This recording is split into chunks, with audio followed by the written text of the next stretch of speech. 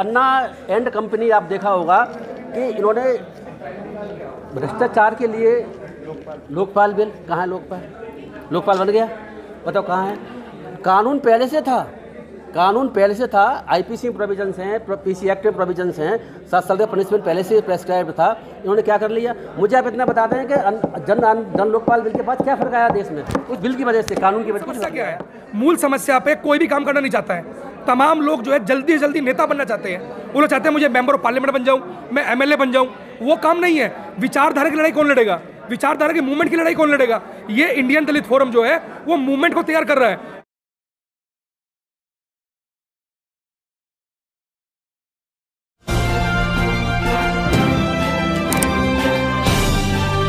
आप देख रहे हैं पब्लिक आवाज टीवी। ऐसा कहा जाता है कि यदि न्यायपालिका में लोग होंगे हमारे तो सभी को न्याय मिलेगा। जेल में पड़े हुए हैं। ये आपने किससे कह दिया है? गलत कहा है आपसे, जिसने भी कहा है।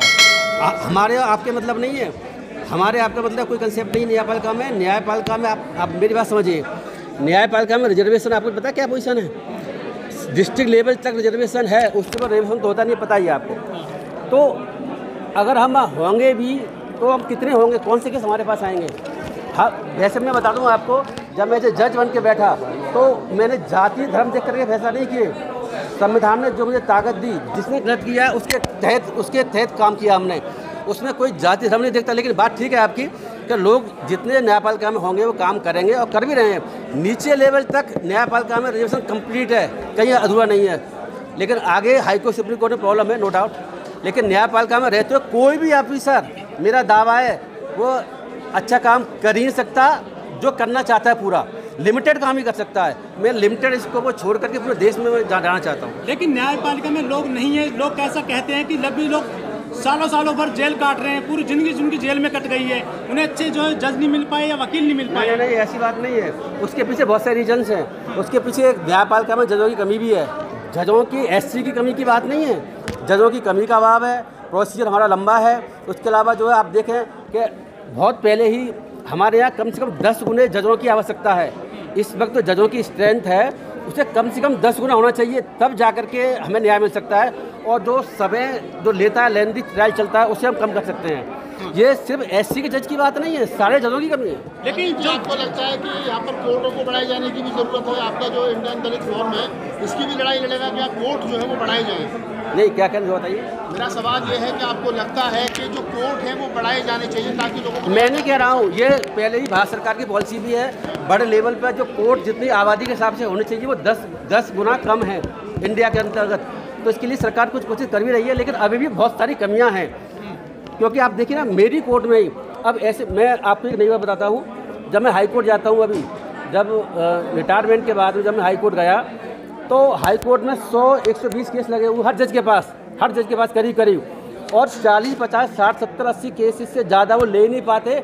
बाकी 40, 50, 60 केसेस ऐसे ही एडजॉर्न हो रहे हैं बिना टेकअप किए हुए। ये बात नीचे की कोर्ट में कभी नहीं होती, लेकिन हाई कोर्ट सुप्रीम कोर्ट में मुझे अनुभव हुआ जाने के बाद मुझे बड़ा दुख हुआ। मैं सोच काम करूँगा। क्या न्यायपालिका में जातिवाद है आपकी नज़र में? मैं जातिवाद हर जगह है। न्यायपालिका छूती नहीं हो सकती, माँ भी छूती नहीं है। लेकिन जेल में लोग हैं, जो कैदी होते हैं, उनके साथ भी जातिवाद हुआ है। मामला प्रकाश में आ गया, जैसे कि उनसे सफाई कराई जाती है, स्पेशली जो शेड्यूल कास्ट के लोग हैं। हाँ, तो ये सर जेलों में जातिवाद कहते हैं कि मुलजिम की कोई जाति नहीं होती, धर्म नहीं होता, ऐसा कहा जाता है। नहीं, जैसे मैंने आपको अभी बताया अपनी स्पीच में, वो मैटर सुप्रीम कोर्ट में टेकअप हुआ और मैटर के बाद में उसमें सुप्रीम कोर्ट जजमेंट दिया हुआ है। 2-3 दिन पहले जो है जेल मैनुअल्स में जोन में चेंजेस आए गए हैं। मतलब जो अगर वाल्मीकि जाति से है तो सफाई उसी कराई जा रही है बाथरूम की, ये चल रहा है जेल में, और लिखा हुआ है जेल मैनुअल्स के अंतर्गत। पूरे देश का ही हालत थी। तो कोर्ट सुमूट क्यों नहीं लेता ऐसे मामलों में? आपको लगता है कोर्ट को सारी बातें पता होती हैं? मुझे बताएं आप, सारी बातें कोर्ट को पता होती है क्या? कोर्ट में ही कोई लेके गया इस मसले को। उस मसले में मुझे याद है कि हाई कोर्ट के चीफ जस्टिस जो रिटायर हुए हैं, मैं नाम उनका बोल रहा हूँ, दिल्ली के हाई कोर्ट जज थे, उन्होंने इस केस को लिया और केस को सुप्रीम कोर्ट में लड़ा है। मैं नाम उनका, मणिपुर में चीफ जस्टिस रहे हैं, उन जज साहब ने इस केस को लड़ा है। उसके बाद में ये जजमेंट हमारे पास में आया हुआ है। तो इसमें बहुत डिटेल में ये जस्टिस चंद्रचूड़ साहब का जजमेंट है, जहाँ तक मुझे याद पड़ता है पिछले साल आया था 2024 में, और बड़ा डिटेल में है, इस बात का अध्ययन किया गया है और बड़ा अच्छा जजमेंट है मेरे हिसाब से ना। कोलोजियम है सिस्टम अभी भी ऐसा है, कोलोजियम सिस्टम को आप ये समझिए सिस्टम है क्या। मैं इस सिस्टम को असंवैधानिक मानता हूँ। सुप्रीम कोर्ट का जजमेंट जो आया था, जो बीजेपी गवर्नमेंट एनजेसी 2015 में लागू किया गया था, आपको पता होगा शायद, उसके तहत जो है व्यवस्था डिफरेंट करी गई थी, लेकिन वो व्यवस्था सुप्रीम कोर्ट ने अनकॉन्स्टिट्यूशनल डिक्लेयर कर दी। मुझे दुख हुआ इस बात का।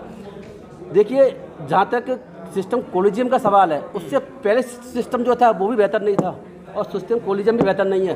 बेहतर क्यों नहीं है? आप सिस्टम कोई बना लीजिए, बेहतर नहीं हो सकता। अन्ना एंड कंपनी आप देखा होगा कि इन्होंने भ्रष्टाचार के लिए लोकपाल बिल, कहाँ है लोकपाल? लोकपाल बन गया, बताओ कहाँ है?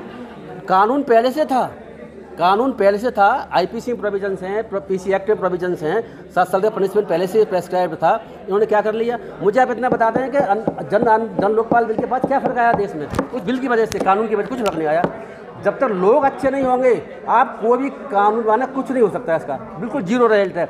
बाबा साहब ने वो ठीक कहा था, अगर संविधान को चलाने वाले लोग अच्छे हैं तो संविधान कितना भी खराब हो वो अच्छा साबित होगा, अच्छा संविधान ही बुरा साबित होगा, चलाने वाले लोग गलत हैं। तो ये बात हर एक पर लागू है। SC/ST के लोग जो सालों सालों जेल में पड़े रहते, उम्र कैद होती है, उनको अच्छे वकील नहीं मिलते, अच्छे जो है उनको सुविधा नहीं मिल पाती, तो ये कैसे सर उनको सुविधा मिले जो उनको जल्दी से बाहर आ जाए? मैं आपको बता दूं, SC एक्ट में प्रोविजन है, इसका इस्तेमाल नहीं होता।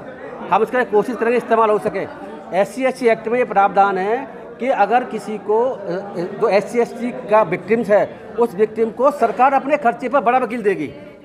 बात समझो दोबारा से, ये लीगल एड नहीं है, सरकार अपने खर्चे पर बड़ा वकील देगी। इसकी हम तैयारी कर रहे हैं और हम इसके तहत कार्रवाई कराएंगे।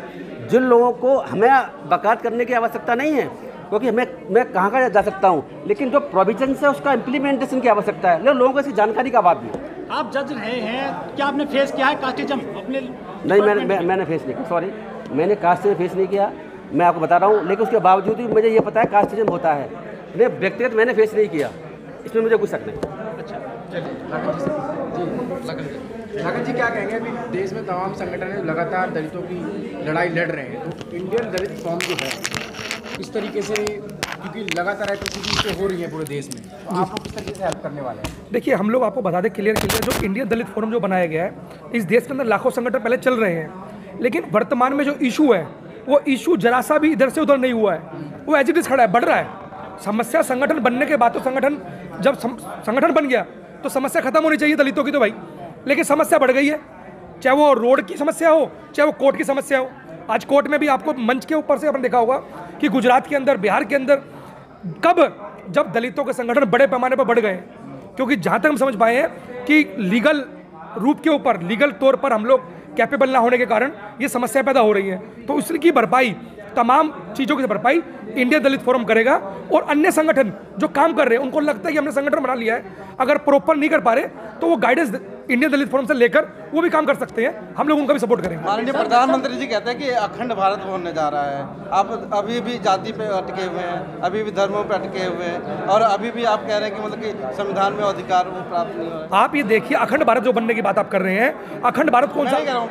जो पीएम जी बोल रहे हैं, पीएम जी तो जाति के हिसाब से पैर धो रहे हैं, जाति के हिसाब से अत्याचार चल रहा है, जाति के हिसाब से प्रताड़ना हो रही है देश के अंदर, वहाँ पर जाति चल रही है। ऐसा कहा जाता है कि पहले जो है लोग, ये जो अम्बेडकरवादी लोग हैं, पहले संगठन बनाते हैं, फिर राजनीतिक दल बना लेते हैं और इससे वोट बैंक बढ़ता है। क्या आप भी भविष्य में पॉलिटिकल पार्टी बनाओगे इसके बाद में? नहीं, भविष्य की बात भविष्य में की जाएगी। हम लोग जो समस्या है, मूल समस्या क्या है? मूल समस्या पे कोई भी काम करना नहीं चाहता है। तमाम लोग जो है जल्दी से जल्दी नेता बनना चाहते हैं, वो लोग चाहते हैं मुझे मेंबर ऑफ पार्लियामेंट बन जाऊं, मैं MLA बन जाऊं। वो काम नहीं है। विचारधारा की लड़ाई कौन लड़ेगा? विचारधारा की मूवमेंट की लड़ाई कौन लड़ेगा? ये इंडियन दलित फोरम जो है वो मूवमेंट को तैयार कर रहा है, वो लोगों को तैयार कर रहा है ताकि सही लोग सही जगह पहुंच जाए, चाहे वो जुडिशरी में हो, चाहे वो पॉलिटिकल में हो। सही लोगों की कमी है, उस सही लोगों की भरपाई करने के लिए उनको तैयार करने का काम इंडियन दलित फोरम करेगा। कहने का मतलब यह है कि जो जितने भी संगठन बहुजन समाज के बने, वो क्या सही दिशा में काम नहीं कर रहे हैं? नहीं, अगर सही दिशा में जो काम कर रहे हैं उनको अप्रिशिएट करते हैं, लेकिन जो नहीं कर पा रहे, आप देखिए गुजरात के अंदर जो हमारे साथ चल के आए हैं, जिग्नेश मेवावी, जिन्होंने लोगों ने MLA बनाया, सब कुछ किया, लेकिन पार्टी में चले गए। लेकिन समस्या क्या है? समस्या वही है। तो हम लोग ये चाहते हैं कि तमाम लोग वो किसी भी पार्टी में रहे, किसी भी संगठन में रहे, लेकिन समस्या के लिए काम किया जाए। तो हम लोग समस्या के लिए काम करने की तैयारी कर रहे हैं और आप लोगों का धन्यवाद।